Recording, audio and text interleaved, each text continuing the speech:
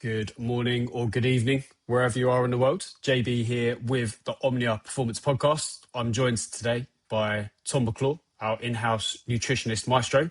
How are you, sir? You all good? Very good, thank you. Having a good week so far. I think anyone who's ever trained for, or probably any sort of event, but I'm training for the London Marathon at the moment, and last week was a not so good week. Training volume peaking nicely, but body struggling to recover from it. But had a really good restorative weekend. Bit of good food, good connection with the family, caught up on a little bit of sleep, and now I'm having a better week. So you just play the hand you're dealt, right? Lovely. Not quite on topic, but I'm interested. How for you? How does when you say like you're not recovering quite so well? How does that tend to manifest itself in you? One or two ways. One, that mid-afternoon slump hits me a little bit harder. And look, for context here, and it's not for like to, put a proud t-shirt on, but most people will know that I'm an early morning trainer because I have to around work and family life and being a dad, etc. So getting up at 20 past 4 in the morning, I know is suboptimal. So there's going to be better days versus not so good days. So I think it's always just thinking about if I'm feeling a little bit run down physically or mentally, what can I do tonight? Whether it's in terms of like good quality food or trying to get to bed on time or just being really due diligent with things like hydration and trying to minimize stress around my day that can try and like get me back up to kind of baseline and feeling better a little bit quicker, really.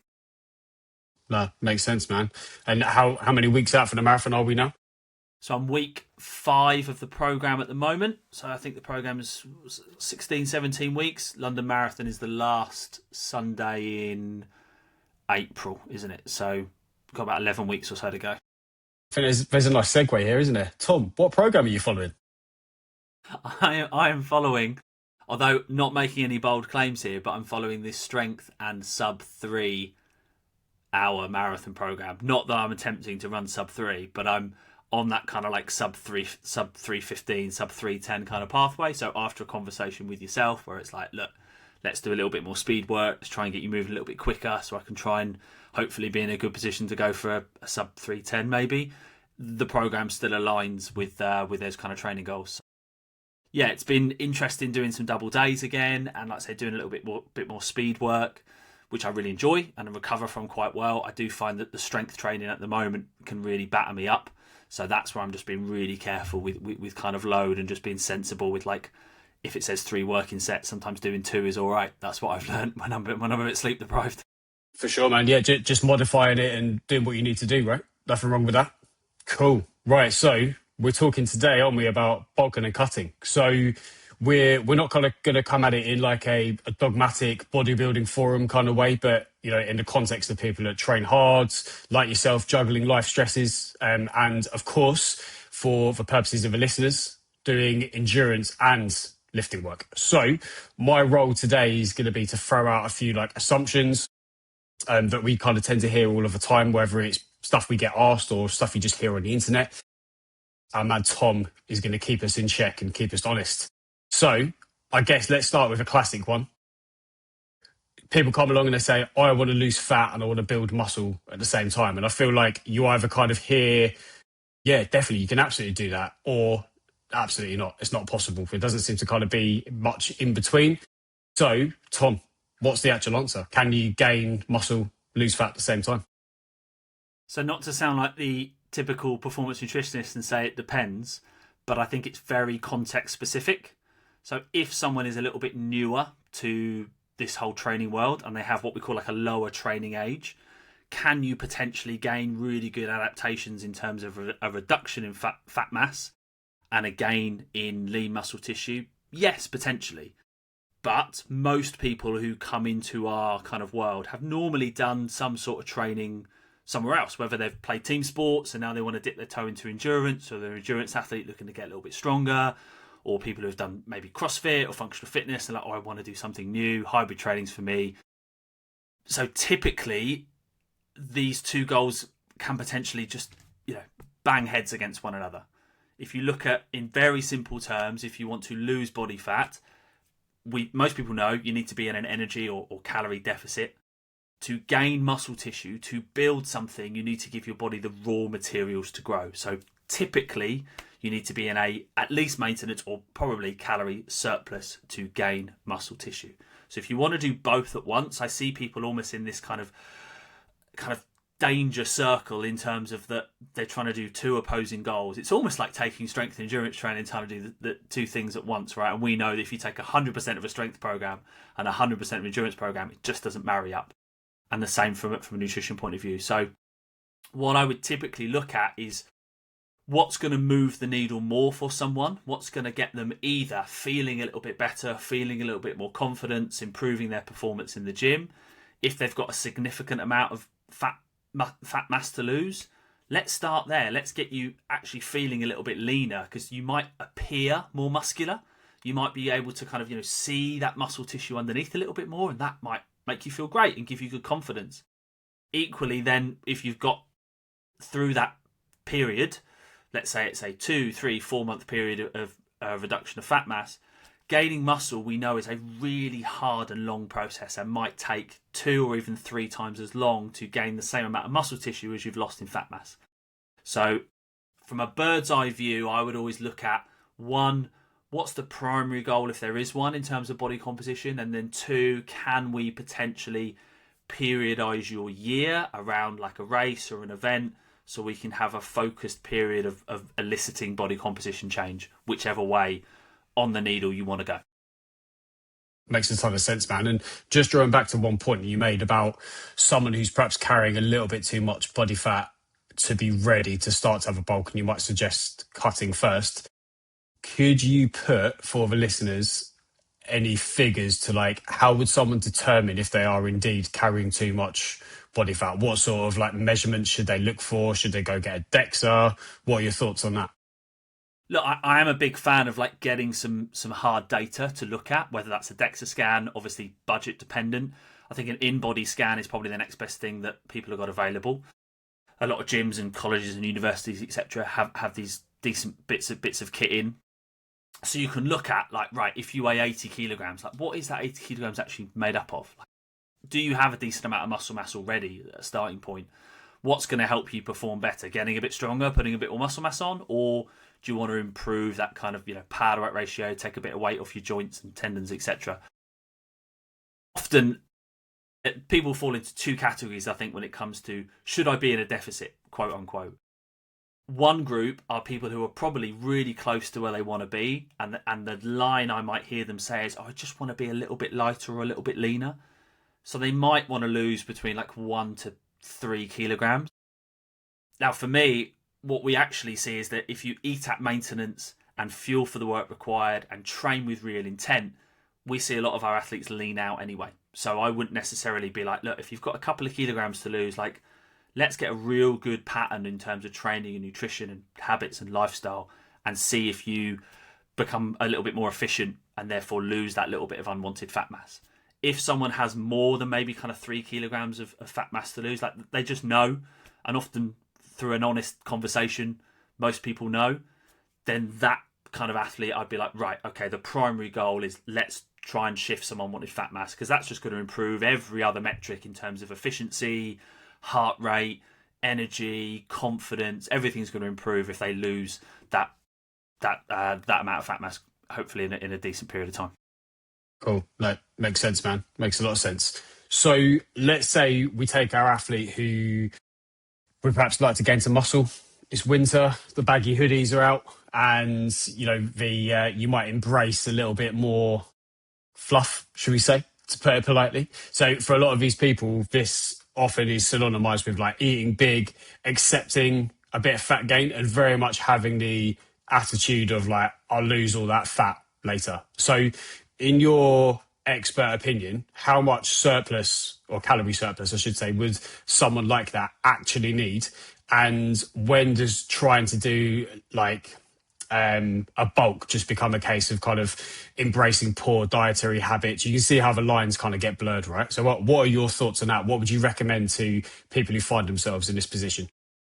Great. And again, I think it's just reframing how we think about it. If we're thinking about ourselves as like an everyday athlete, let's look at what people do at the highest level of sport. I talk about it all the time in terms of looking up to the elites. We obviously, none of us are in a position to train and focus on nutrition in the way that they can, but we can still kind of magpie the things that they do.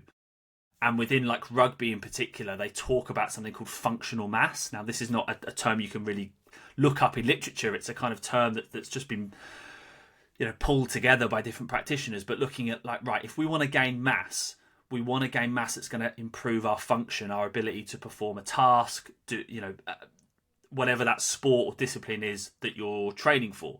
So just gaining 2 kilograms of lean mass and 3 kilograms of fat mass, is that going to make you a better runner? Probably not. But if you're able to gain like 2 kilograms of lean muscle tissue, that's going to be great for force production, power output, speed.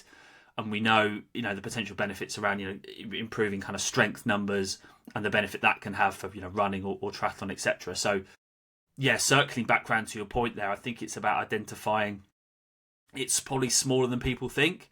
Same with being in a deficit, like 5, 10, 15% can be more than enough from a deficit point of view. And I would say, 5 to 10% as a surplus is often more than enough.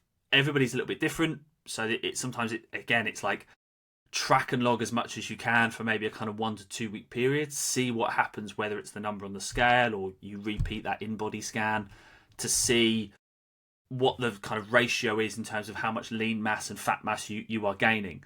What we don't want to be is in a position, 3 months down the line where like you've gained lean mass, great, but you've gained fat mass as well, and then you want to be in a deficit again. Like, so you're just yo-yoing, you're just going backwards and forwards and never really making progress. So I think you probably have to elongate your timeline when it comes to gaining lean mass, and then let's say just track and measure and try and report and be as honest as you can to think about, right, I want to gain functional mass. What's going to help me perform better? What's my end goal? Where do I want to be in 3 months or 6 months' time? Well, yeah, I mean, just to add to that, like, I think you said about elongating your timeline for actually trying to gain mass. People, I think, underestimate how long it actually takes to gain muscle. Like, it's a very complicated, metabolically expensive process, isn't it? Like, it takes time. You're not actually likely, apart from maybe real kind of beginners, you're unlikely to gain much appreciable muscle mass in the space of 3 months, right? You might gain some like lean mass, like not just contractile tissue, maybe some like water, stuff like that. But certainly to gain any sort of like visually apparent mass takes time, right?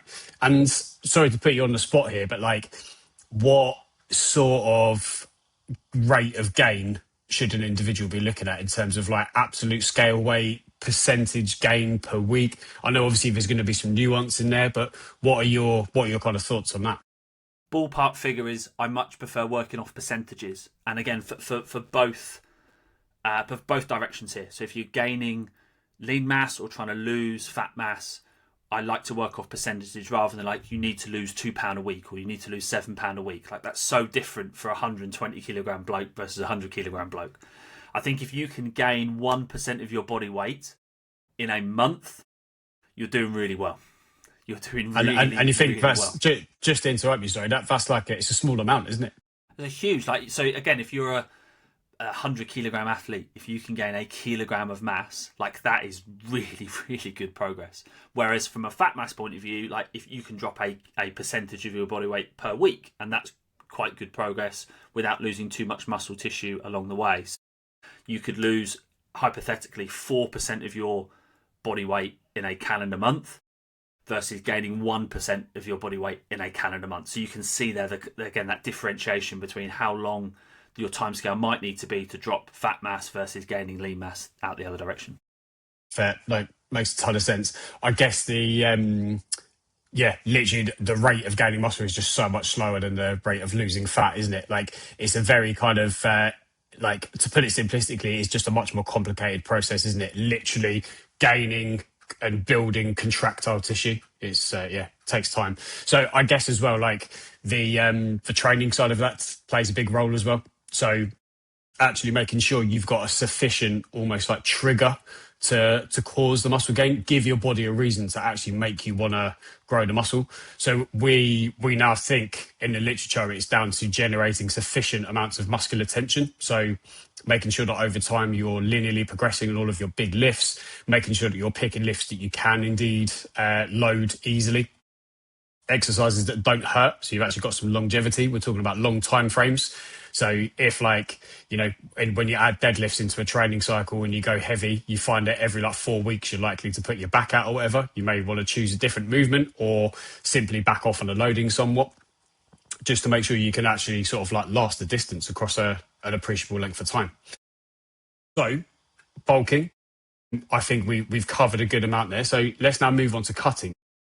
When it comes to cutting, people often have an attitude of like, again, I think we tend to view these things as like very binary, don't we? We think like bulking means an abundance of energy coming in, training quality is going to be high, you're going to be gaining muscle, you're going to be feeling good. However, on the flip side, people often think cutting is synonymous with like your strength dropping, your recovery just ending up in the bin, training becomes miserable. So, in your opinion, how much of that is like an inevitability or self-inflicted versus like what the actual reality could be like if it's done properly? I definitely think there are some like hidden risks of the wrong approach, and I think it's very common to see that in people who push too hard when in a deficit, whether that's they reduce the amount of food too aggressively, or they often like introduce too much training volume, so you end up with this obviously mismatch in terms of how many calories you're expending versus how much you are eating, and potentially like chronically underfueling for a long period of time. And if you've been someone who has been on a diet, quote unquote, for a long period of time, but not often made progress because maybe you end up kind of sabotaging yourself every week or every couple of weeks by kind of having a real big indulgence, it maybe shows that like the size of your deficit needs to be potentially a little bit more sustainable. We don't want to have health impacts in terms of like hormonal disruption, where I've seen particularly like female athletes like, you know, lose menstrual cycles. I've seen some athletes have DEXA scans down and like we've seen a reduction in bone density.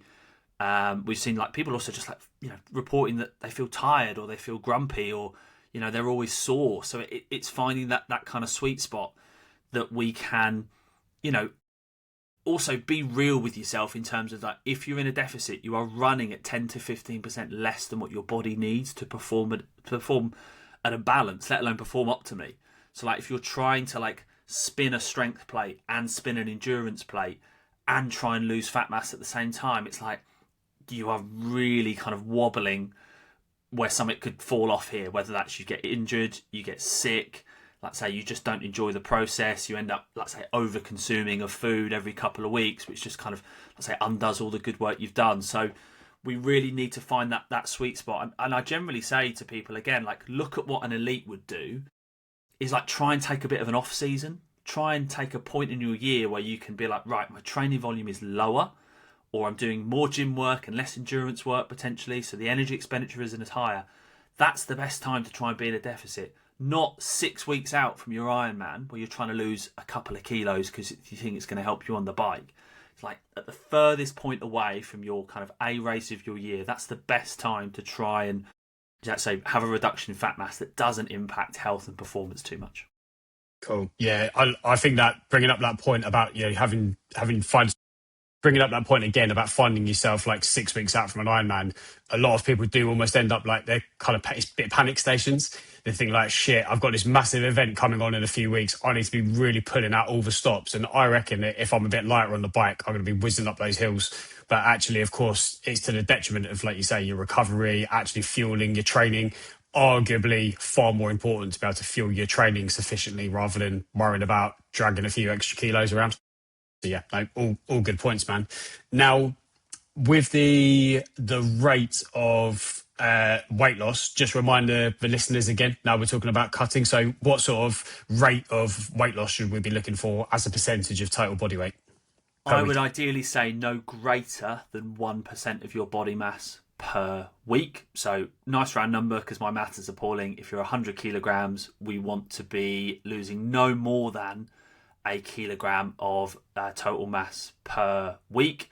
if we lose weight quite quickly, it's likely that we are losing muscle tissue as well as fat mass, because your body is, the size of the deficit is potentially too large, so the body's looking for extra energy. So again, we really want to try and hang on to and maintain as much muscle as we can. And we also must remember that like losing fat mass is never linear. It's never going to go like top left, bottom right. So it's all about, looking at trends, looking at averages. So whether that's like jumping on the scale every day or jumping on the scale 3 or 4 times a week, and then tracking the trends, because there's going to be kind of peaks and troughs along the way, whether that's training stress or bad night's sleep or more carbs or salt on a Saturday night.